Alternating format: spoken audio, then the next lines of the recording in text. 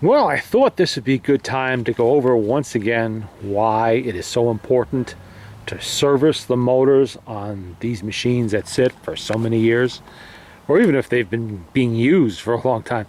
This is 505 105 again, 1920, the Victrola the ninth.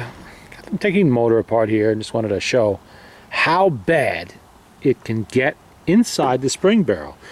Being 1920, this has the single spring, two springs in one single spring barrel. This is the bend on one end and the eyelet on the other. Later on, they would have a hook on both ends. Take a look at this. I mean, we have active rust, crusty, nasty, dried up mess. It's not even the worst of it. Look at this. That's all rust. Dried up grease. Look at the spring down there, how caked that is. This is where the famous Victrola motor rumble comes from. When that spring gets all glued together like that, then tries to release all at once, and it does that. This is really bad. About almost as bad as it gets. I've seen some with more rust even. Here's the spring. And just take a good look at this. Look at that. That's what was in there.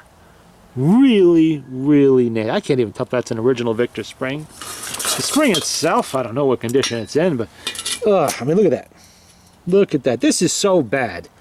I'm actually going to look in my supply and see if I have a couple of extra new springs to put in this, because there is going to be pitting in here, possibly other things I might find underneath all that nasty shellac and crud.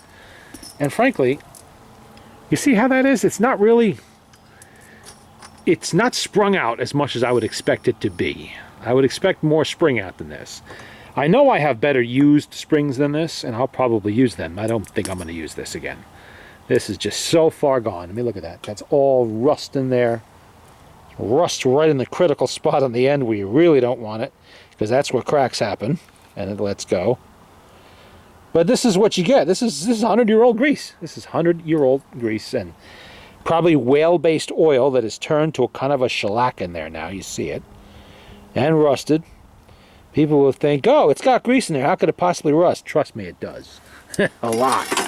That's something I see pretty often. That's awful. That's nasty. Really nasty. And this motor still spun, too. Not very well, but it was spinning. And look, this is the top plate. All crusty, nasty. Where is the separator plate in there that goes between the two springs in the barrel? Look at this. Look at that mess. I don't even know what that's like, rust or whatever it is, shellac. The rest of the motor wasn't terrible, about what you'd expect, but wow, when you see that, that's pretty bad. And this is a nice machine too. I don't want to put lousy springs back in a nice machine. Ugh.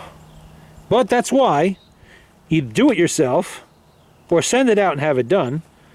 But if you have a machine that hasn't been serviced in a very, very long time, this is what you probably have inside the spring barrel. So get it done. It's not that expensive. Even if you have to put new springs in it, you're still talking less than $200 with new springs. Servicing on these is $50 to $75 to send it out, and someone takes it out for you and puts it back in around in there somewhere. It depends on the machine, but that's pretty bad.